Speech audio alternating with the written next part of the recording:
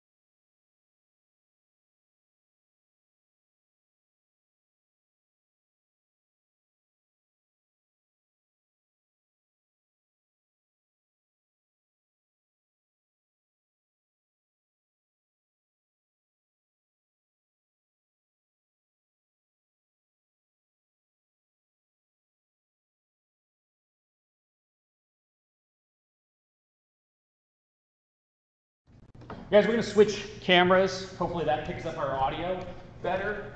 I think we're having technical difficulties of the two, so we'll just switch to the other camera and hopefully that it gets it. And I apologize if this audio just didn't work completely all the way through. We'll talk about this again next week if we have to. We're still getting used to it. Bear with us. So, where were we? Right. Long edge. Turn it into it. Projecting threat forward through the face. That part's the same. I'll start with Geradübersetzung and the slice, right? So Dusak, Meyer refers to the position, we're good?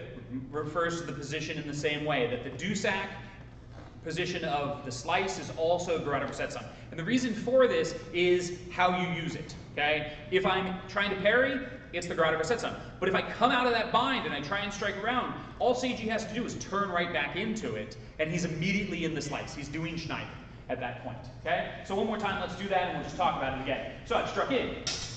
I say, oh, I'm stupid, I'll strike around. Seiji, rather than even worry, just immediately follows, chases to that opening, continues to drive through. It's really hard to deliver a strike when your hands are pressed against your body. At this point, Seiji has pain compliance. If he wants to shove me down, I can't stop him, right? And then how he decides to finish, you know, if he's gonna come immediately off the blade, cool, but if he comes in, gives me a little bit of a shove or otherwise controls, there we go, pommel strike to the face, right? And I'm done. So, the Geradübersetzung. Some of the nuance that we're talking about. This was something I picked up from Devon. Really liked this. It was probably my main takeaway. I know it's going to be such a small thing. When you're tracking a person, a lot of times what we'll do is we'll turn in to parry to our left. Okay, that's good. But then when the attack comes from the other side, we'll turn our hand out and try and adjust the blade over. So this causes a problem. One, we're starting to break our wrist. Okay? We're starting to get that action in a broken position, which is never strong mechanically. Two, if you watch, when I go and turn, my point stays more or less in the same orientation, so now I'm being forced to move the whole blade, and that is kind of weak. I've got two hands on my longsword.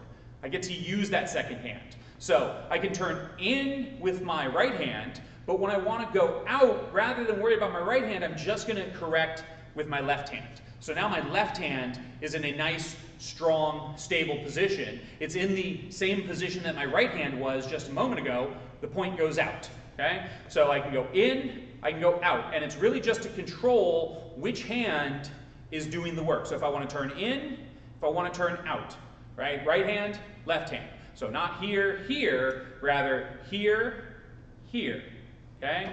Let the wrist, let your mechanical structure do the thing that it wants to do. So, apologize for the audio issues today.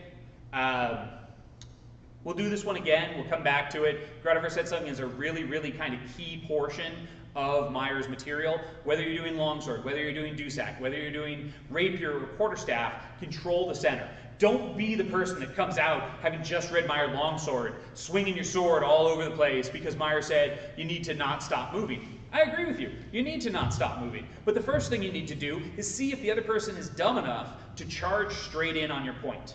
And if they are, awesome. Let them do it. But if they're smart enough to stay back, then you're going to have to proceed on. You're going to have to start doing what Meyer suggests in the longsword section, and in the Dusak, and in the rapier, and in the whole thing. You're going to have to start to provoke actions. We have a question? No? We're good? Okay. Yeah, we actually have. Yes, what's the question?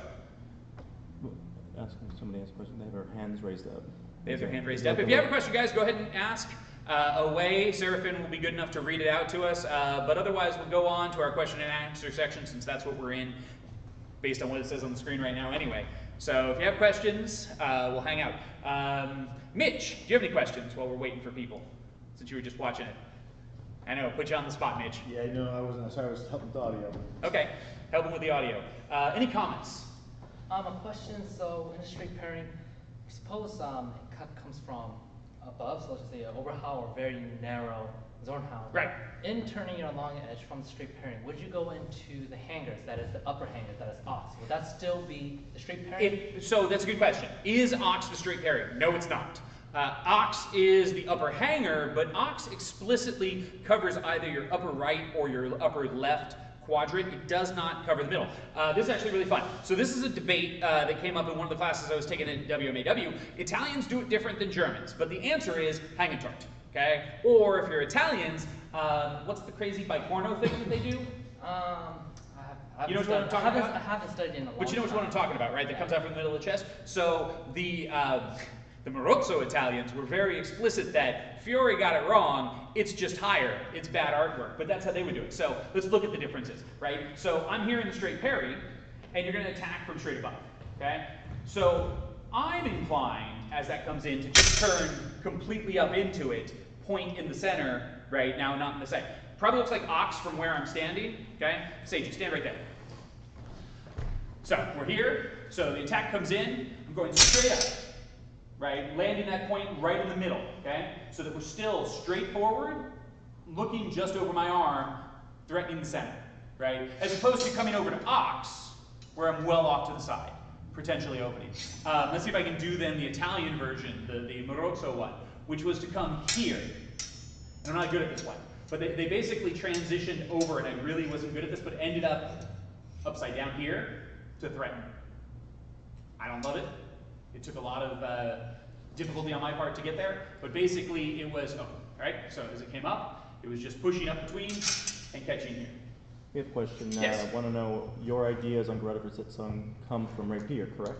My ideas do primarily come from Rapier. They also are influenced by material that Meyer mentions in Dusak and Quarterstaff. And actually, in the third part of the Longsword, there are several spots where Meyer talks about fencing from long point, which also I interpret to be sometimes his same Greta Versitzung material as well. Feels like he's starting to get the idea together, but doesn't yet have it. But I would say that a lot of it is heavily influenced by the Rapier section. I find that transferring it to the Longsword works really, really well. We do still have that threatened point in the front. I don't do it like the Dusak one, which appears to be much higher, right? His Dusak almost seems completely straight. The Rapier is much more extended and forward, and I agree in the Longsword that we really want to threaten that forward. I don't have a nice knuckle bow or complex hilt to protect my hands like we would in a Dusak. Arguably, we might have such a thing in a Rapier, but since we're still trying to stab the other person primarily, we keep it forward. In the Longsword, I absolutely want it forward. It's my shield.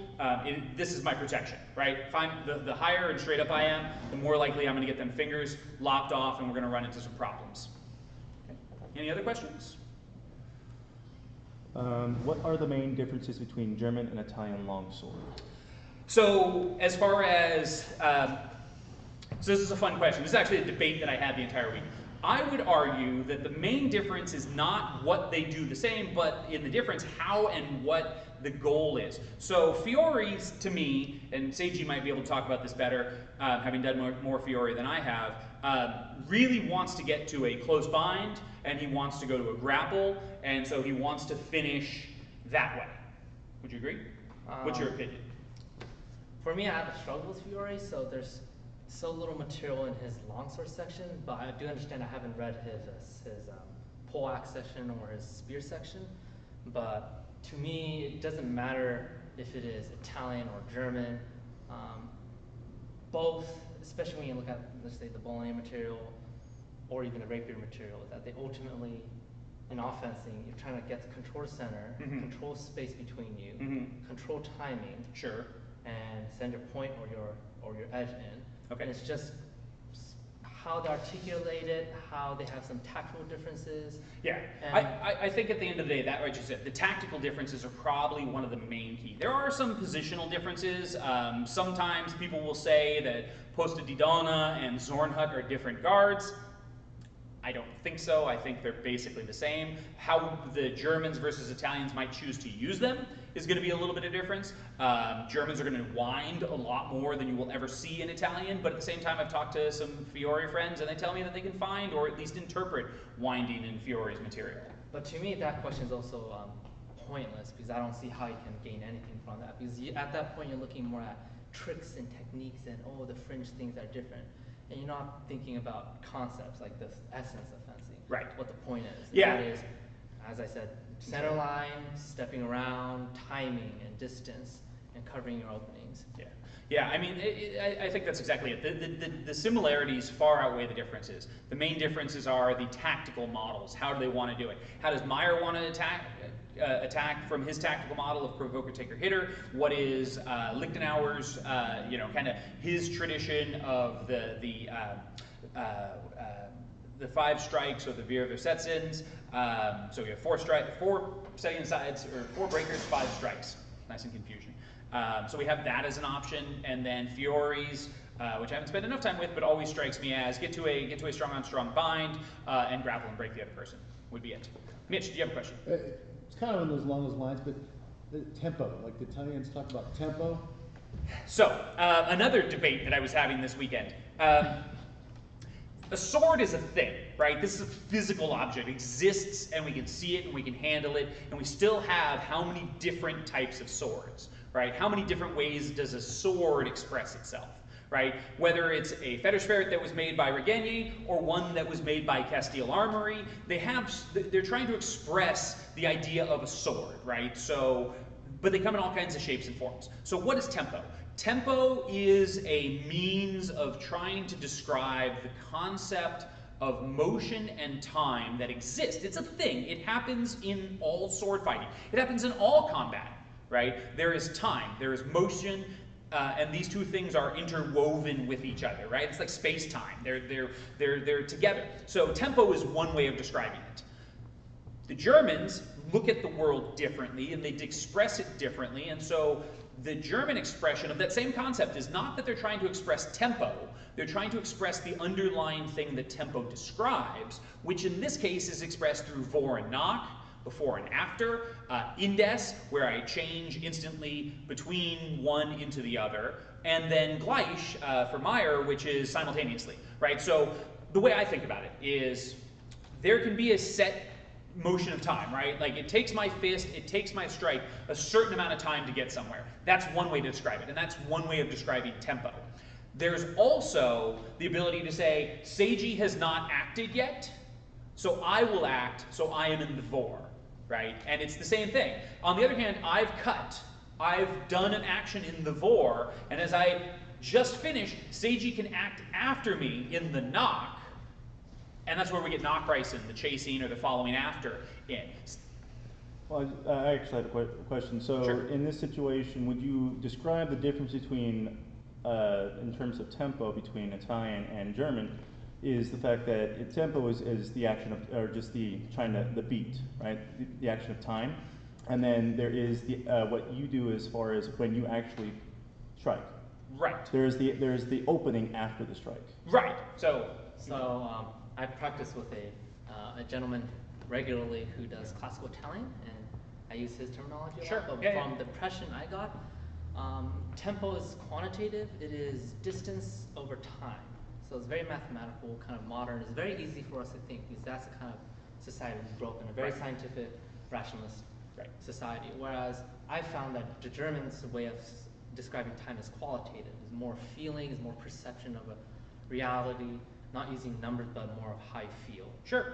So Yeah, I kind of look at it as So tempo is objective, right? Like you said, it's a set motion, gives a certain amount of time, versus subjective, you've gone before or after me, and so I'm acting in those times. But we're at the end of the day trying to describe the same thing. I use both. Yeah.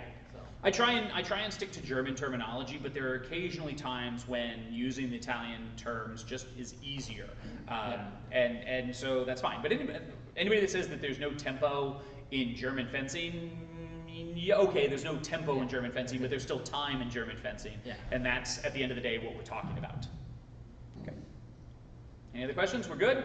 I think that, and right there, guys, it is going to be 6:30 or 6 o'clock. So I got class starting. I got people starting to show up. So join us next week. Hopefully, we'll work out those audio issues so that I don't have to repeat the same thing 3 times. And be sure to hit that like and subscribe button if you haven't already. We always appreciate it. Follow us on Facebook and Twitter, and we'll see you next week. So go to 0. see ya.